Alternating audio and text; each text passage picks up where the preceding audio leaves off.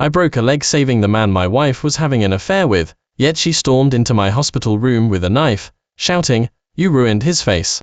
Just wait and see how I use her greed to bring about her downfall." After accidentally saving my wife's boyfriend, I broke a leg to save someone. When Eleanor found out, she said I was foolish. The first rule of doing good is to protect yourself. But when she learned I had saved her boyfriend, she flew into a rage. "You knew he relies on his looks for a living, so how could you let his face get hurt? You intentionally disfigured him, didn't you? I never realized how jealous you were before. Why didn't you just die in the crash?" In that moment, I knew our 8-year marriage was completely over. What happened? How could you be so careless?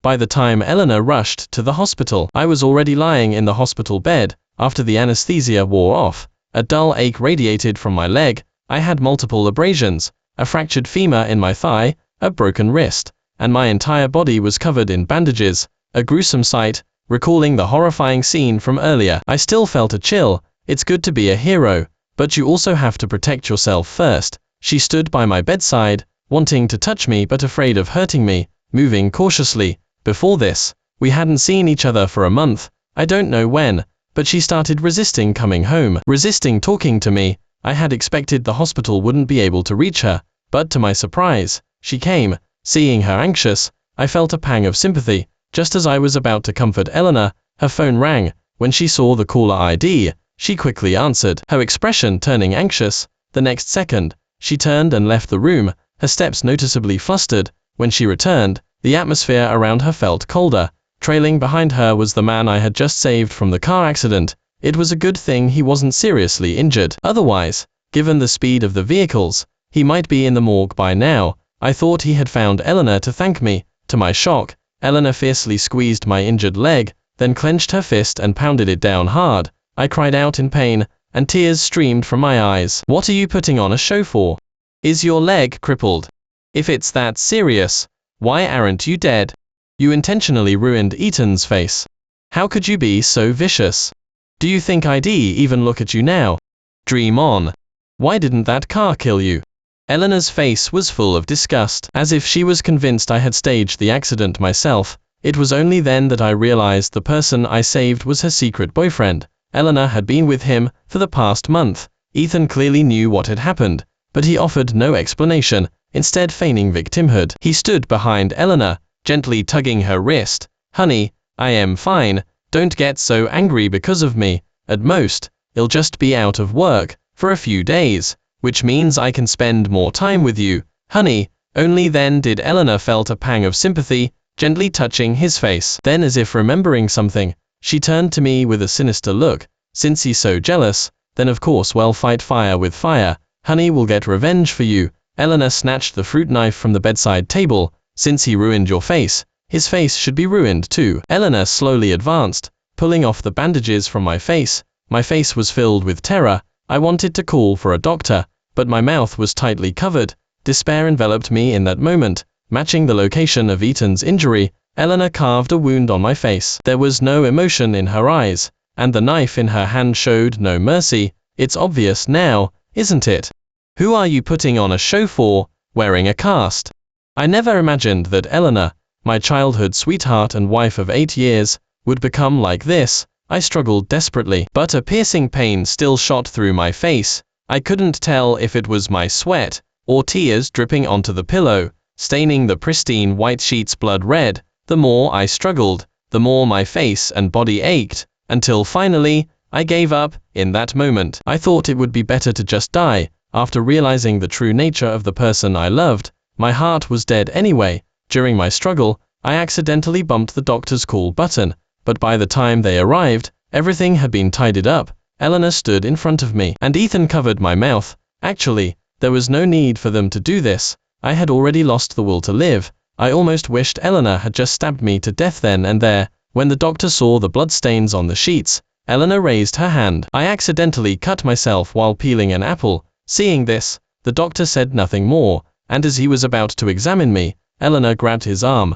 "Doctor, I don't think Benjamin's injuries are that serious. I am going to discharge him now. There's no need for an examination." The doctor gave her a bewildered look. "It's a miracle the patient is even alive. How much worse do you want it to be?" With that, He pushed Eleanor aside and moved to examine me. An expression of contempt immediately appeared on Eleanor's face. You really put on quite a show, even bribing the doctor. The next second, she called her bodyguards to push the doctor away. I said he's being discharged today. So he's being discharged today. Don't go to extra trouble with examinations. He's fine. Why waste resources? Instead of wasting time, you should focus on how to remove scars effectively. If I am in a good mood, I might just invest in some medical equipment for your hospital. Then, ignoring everything, she processed my discharge. Although the doctor had explained the severity of my injuries many times, she still insisted on her own way. Ultimately, because she was my legal guardian, the hospital had no choice but to sign the agreement with her, finally agreeing to my discharge. When she returned to the room and saw me still lying in bed, she smiled coldly, still pretending, "Oh, we're taking you home today, even if we have to carry you." Seeing that I still wouldn't get up, she directly ordered her bodyguards to carry me home and dump me on the guest room bed. She completely disregarded my life. My tears had dried up, and my eyes stared blankly at the ceiling. I had no strength left in my body, and my desire to call for help dwindled. Eleanor deliberately left the door open. Ethan had also returned with her, and the two were now cooking in the kitchen. This house was bought by Eleanor and me when we got married. All the decorations and layout were chosen according to our preferences.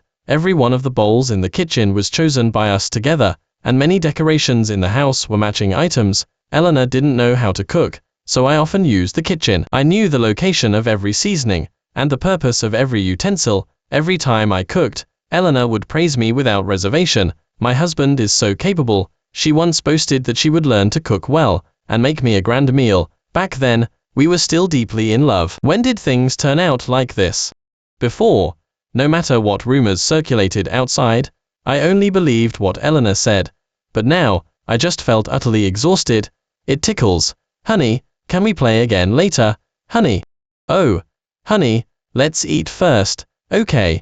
The dishes Honey makes are so delicious. Everyone at the film set always envies me when I bring them. My heart grew colder and colder, and the pain in my body even started to fade. The girl who once hugged me and promised we'd never be apart had changed after all. I vaguely remembered the girl at 18 jumping onto my back, shouting with a face full of smiles, "I'll love Benjamin my whole life. We'll always be together."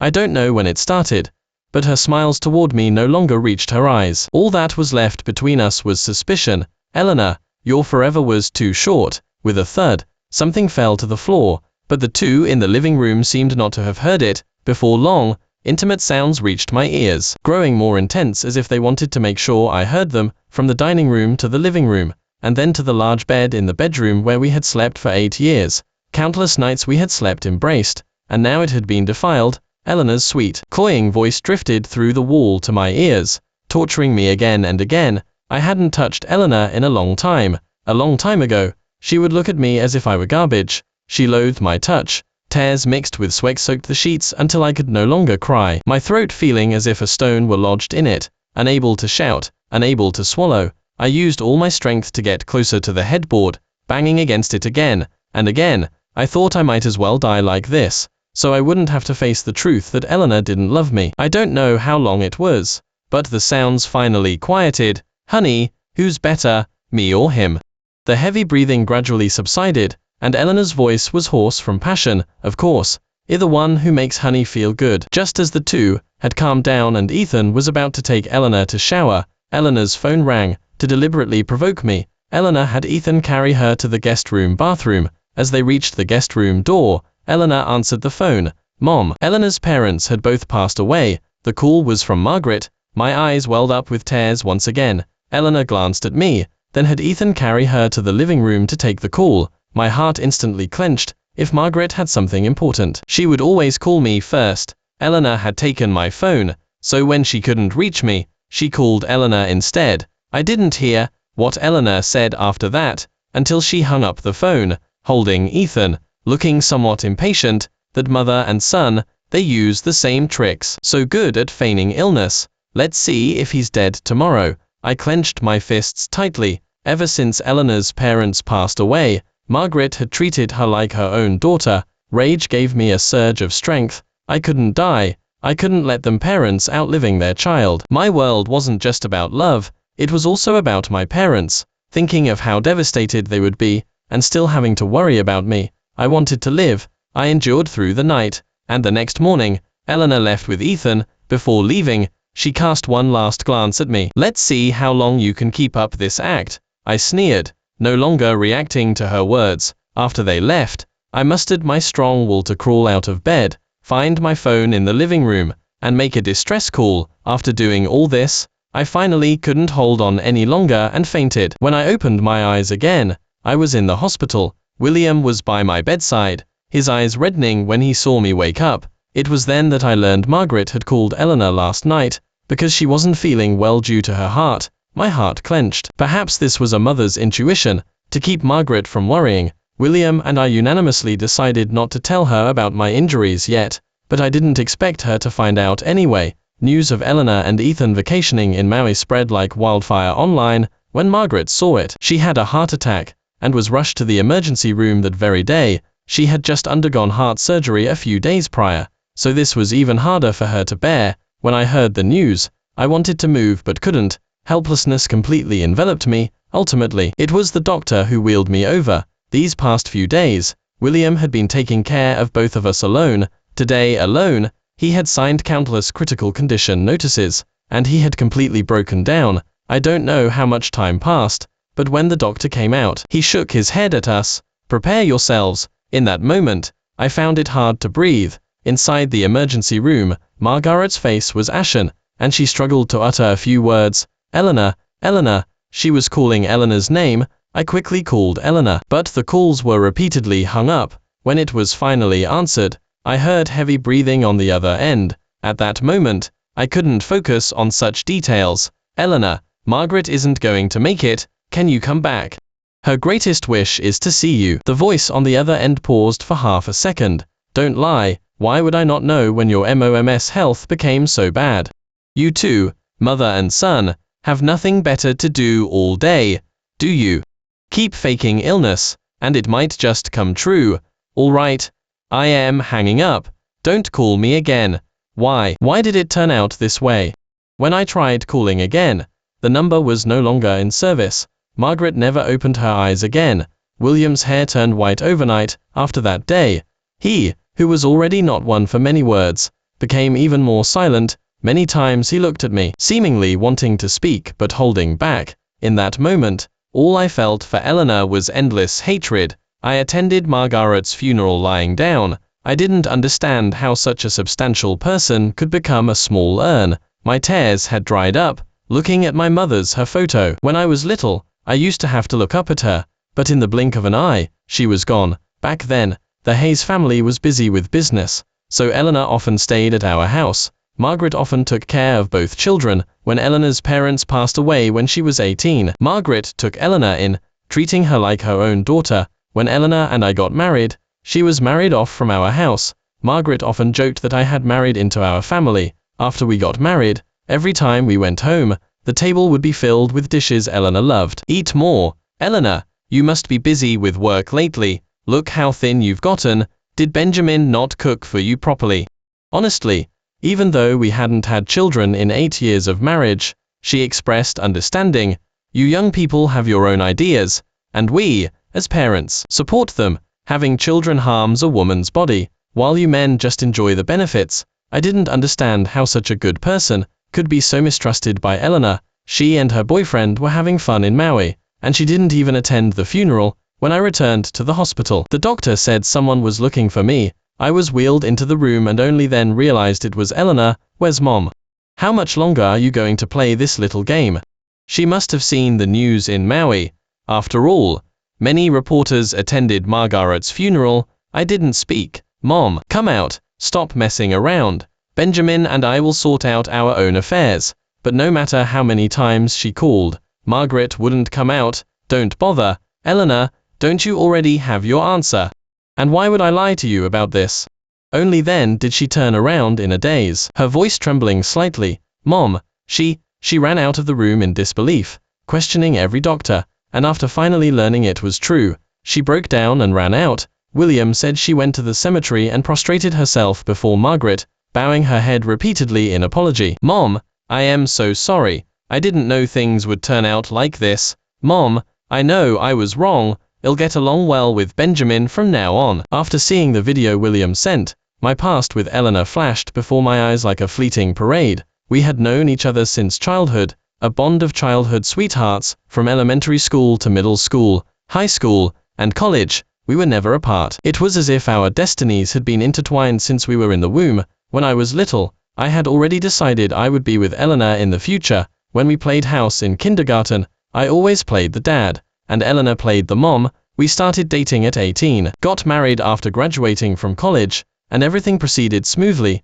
This year marked our 8th year of marriage, and Eleanor had changed. She no longer loved me. Perhaps it was when she heard rumors at the company that I was the true leader, or perhaps it was when she attended social events, and people asked why I wasn't there, saying they thought I was the chairman. Eleanor was a proud and ambitious girl. She was capable and resourceful, but hearing such things repeatedly naturally made her uncomfortable. At first, she said nothing, and I thought after all these years, she must have trusted me, until one time, at a gathering, a partner got drunk and pulled me aside. You, with your talent, shouldn't be suppressed by a woman. Come to my company, I'll be the company representative directly. Eleanor happened to witness that scene. After that, no matter how I explained, she remained distant. She didn't argue with me either, instead starting an endless cold war. I don't know when it started, but she stopped coming home. Once the seeds of doubt are sown, they take root and sprout. Later, she suspected I married her to take over her family's company. She accused me of being manipulative, and stripped me of my position. Coupled with the instigation of ill-intentioned people, we ended up like this. I never doubted sincerity. But when sincerity is mixed with too many other things, it spoils. I sighed. When Eleanor returned to the room, her eyes were red-rimmed, and her forehead was wrapped in bandages. I am sorry. I didn't know. I really didn't know. I was already lying in bed. And seeing this scene only filled me with disgust. Eleanor, let's get a divorce. Finally, I calmly uttered those words. I had had enough. From now on, who she was with had nothing to do with me. I no longer wanted to care about her. But she suddenly shook her head vigorously. No, don't divorce. I know I was wrong. We shouldn't have come to this. Yes, we shouldn't have come to this. But her actions were entirely responsible for us reaching this point. I closed my eyes, not wanting to see her crying face anymore. Before, whenever she cried, I would go soft. Whatever she asked, I would agree. But now the privileges she once held with me had been squandered. I pulled my hand away from her grasp. You should go. I'll prepare the divorce papers as soon as possible. You just need to sign them then. She remained as persistent as ever. I am not leaving. Please don't be like this. I really didn't know you were actually in a car accident before. Finally, left with no choice, I pressed the call button, and the doctor escorted her out. That night, I dreamt of Eleanor and me when we had just gotten married. We had just graduated then, and our classmates who came to our wedding found it incredible, getting married so early. So eager to step into the grave of marriage. Eleanor tilted her head, leaning on my shoulder. It's not a grave at all. It's a home filled with love. We exchanged smiles. After we married, I cooked, she washed the bowls, and after dinner, we'd play some games to relax. Those were our most carefree times. Flash forward to now, she spoke coldly to me. She even refused our weekly dinners at my parents' house, citing work as too busy. Eventually, she simply stopped contacting me, suspected me, and found someone else outside our marriage. I saw her with Ethan. She started promoting this minor celebrity, spending money on him and feeding him resources. She cooked for him, giving him the care and affection she had never given me. Finally, I dreamt of Margaret, who told us to be well. When I woke up, I felt a sense of melancholy loss. My family's business was comparable to the Hayes family's. Back then, to help Eleanor stabilize her position in the company, I chose to join her company to help. For all these years, William had been managing our family business. Yet, I never expected to be subjected to baseless suspicion. Thinking about it, I found myself ridiculous. After the doctor finished my morning examination, I picked up my phone and discovered that Ethan was trending on the trending topics. He was not only linked to wealthy women, but also had multiple negative trends about him slacking on stage, terrible acting, and betraying fans. He, who didn't have many fans to begin with, was now completely finished. Finally, it was exposed that he had engaged in multiple quid pro quo transactions with a certain powerful figure in the industry, and he was directly arrested. I knew this was Eleanor's doing. After reading it, I remained unfazed, finding it only amusing. You see, she's just that ruthless. When she loves you, she'll do anything for you. When she doesn't, she could destroy you with a single finger. Her feelings were unfathomable. Eleanor didn't come until noon. She carried a food container. When she came in, I glanced at her, then shifted my gaze back to my phone. You haven't eaten yet, have you? I came right at lunchtime. She busied herself arranging the items on the table. I specifically asked the doctor, these are all to help you recover. Quickly, try them and see if they're good. I still didn't move. She picked up a spoon, scooped some bone broth, and brought the bowl to my mouth. Of course, it's far from as good as your cooking, but it's clean and hygienic. I lowered my gaze and happened to see a blister from a burn on her hand. A flicker of emotion crossed my eyes, but I ultimately suppressed it. Just try some, please. I spent all morning making it, thinking of the meal she made for Ethan that night. My stomach churned with nausea. I reached out and pushed away the bowl she was holding. Eleanor, you don't have to do this. The woman gazed at me stubbornly, her eyes full of grievance. Benjamin, does it have to be this way? I know I was wrong, and I am trying to make amends. But you can't keep rejecting me. Give me a chance. Ethan and I were just putting on a show. I only saw him because he reminded me so much of you. I couldn't help myself. We used to trust each other so much. How did it come to this? She wiped away her tears. Yes, we used to trust each other so much. How did we end up like this? How did people who loved each other hurt each other the most? I didn't understand.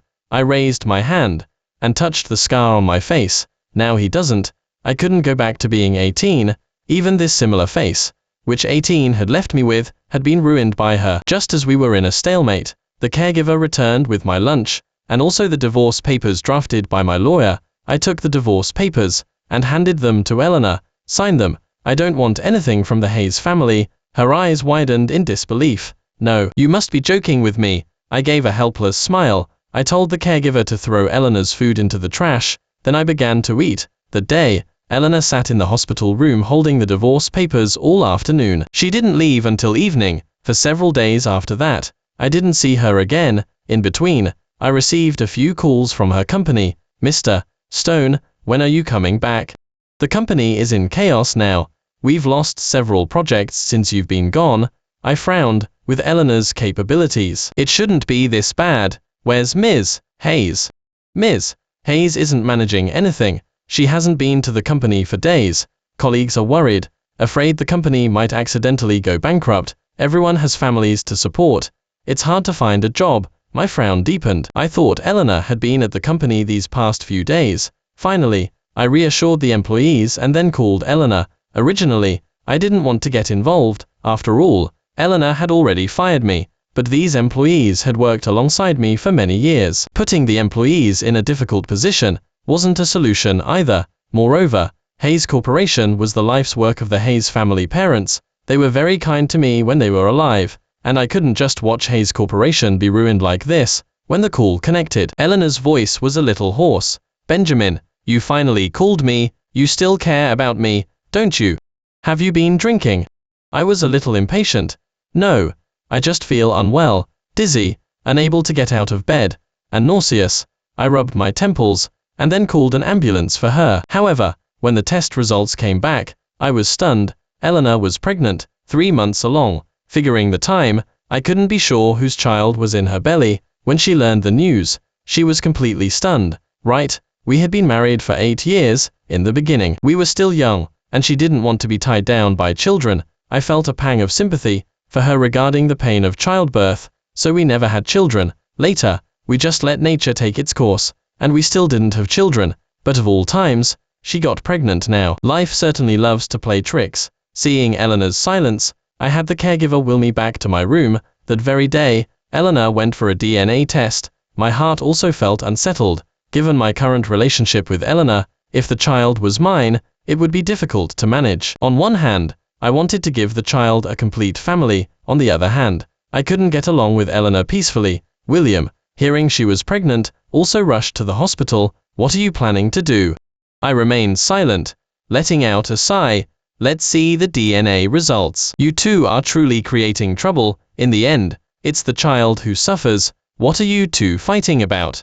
I pressed my lips together. By the end, William shook his head.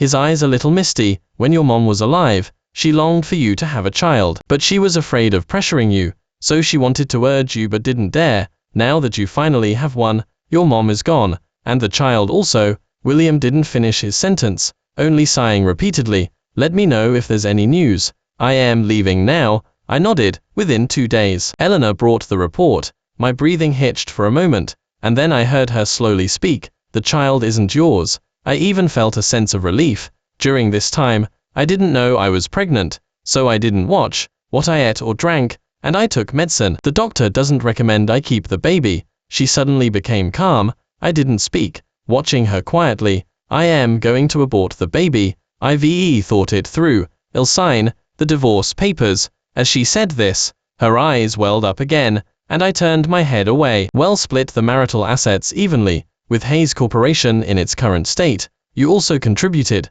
I didn't refuse. If that's what she wanted, then so be it. Now I just wanted to get divorced as quickly as possible. Ive thought it through. I shouldn't have been so suspicious of you before. I was holding on to a grudge, feeling that even though I did well, everyone only remembered you. I was resentful. I know, Eleanor had a proud spirit, but I had also explained to her many times that to support her, I was willing to humble myself, and was willing to remain anonymous in the company, but she still cared. I let out a heavy sigh. I am sorry. I responded simply. Your face. I am sorry. After that day, I never saw Eleanor again. The divorce papers were sent by mail. She found an interim manager for the company. Later, I learned that Eleanor had turned herself in for assault against me. During my time lying in the hospital, my body recovered quickly. In the 6th month, I began rehabilitation. The pain from the injury felt instantaneous, but the pain of rehabilitation almost made me give up. But I never expected to meet an acquaintance at the rehabilitation hospital.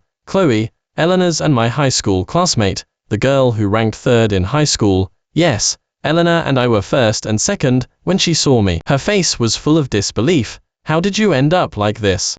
TSK, I can barely recognize you. She crossed her arms and scrutinized me. Where's Eleanor? Aren't you two married? Why are you doing rehabilitation alone?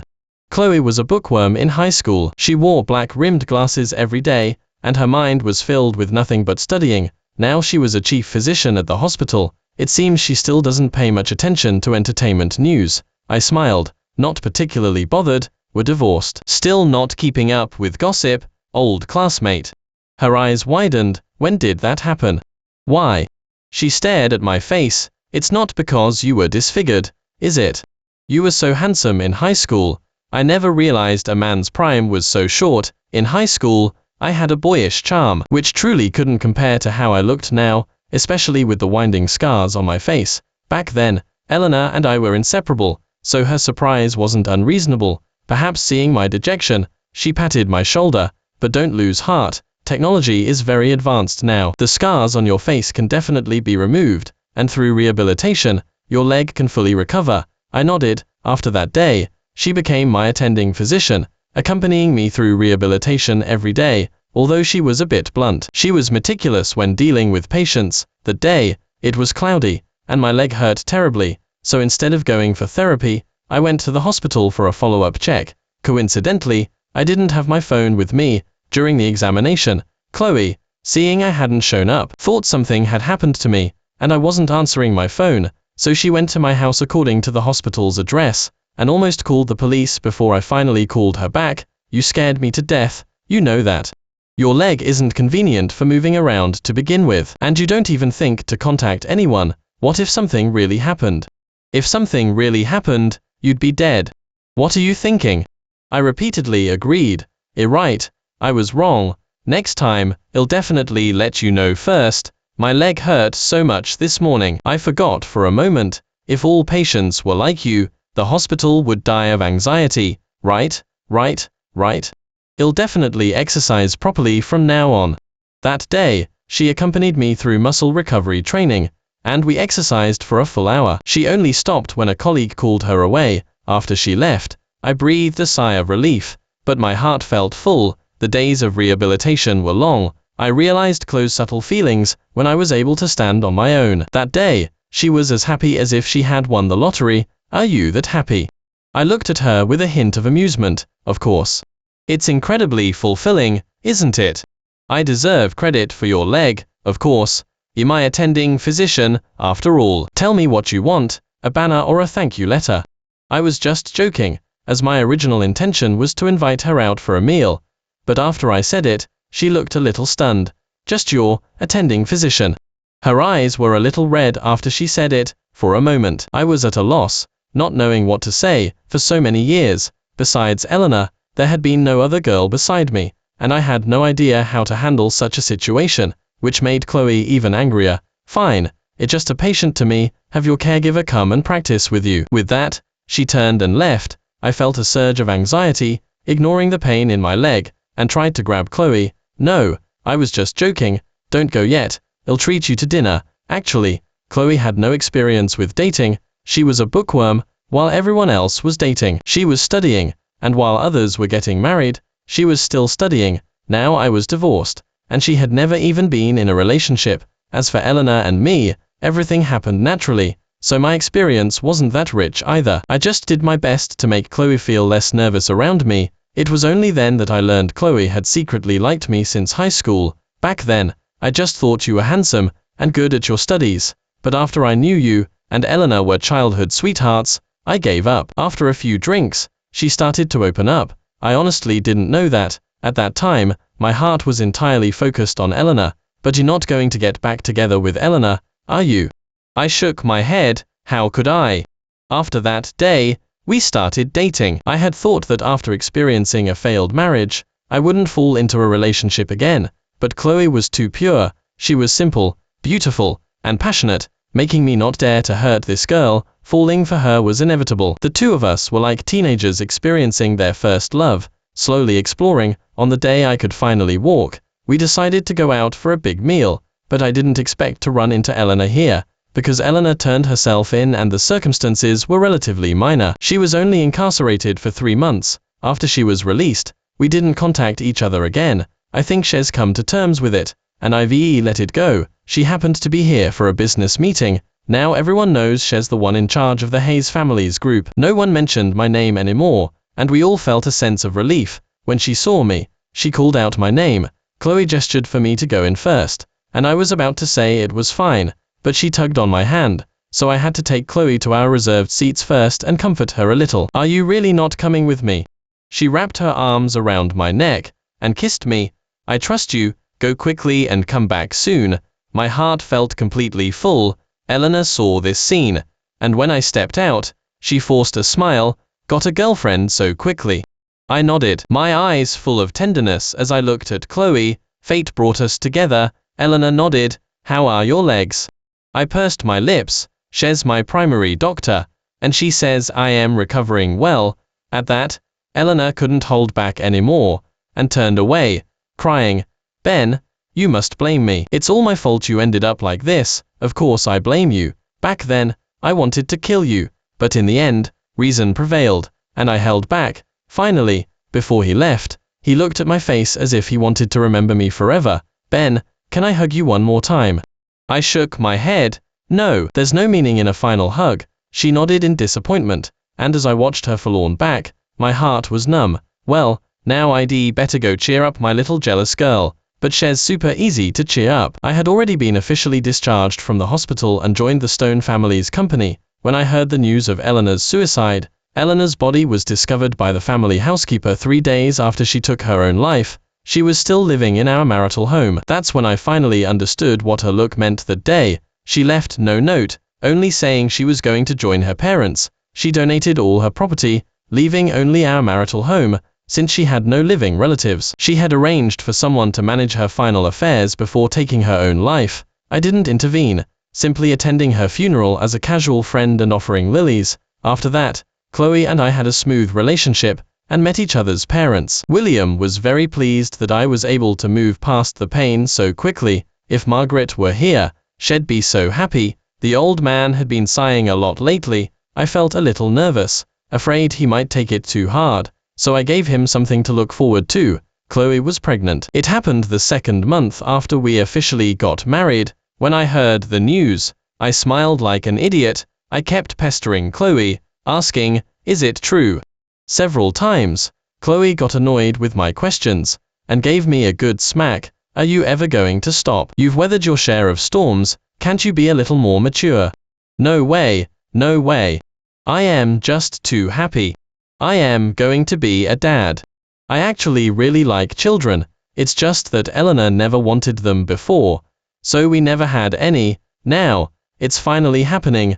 I am going to be a dad. I was so excited about this new life, that I told William right away. He was even happier than I was, going to see Margaret that very night to share the good news. Throughout Chloe's entire pregnancy, I was hands-on with everything. I documented every change in the baby, which made Chloe just shake her head. Later, our daughter was born, and I truly became a doting dad, while also prioritizing Chloe's health. I will spend the rest of my life ensuring the safety and well-being of my daughter and her mother.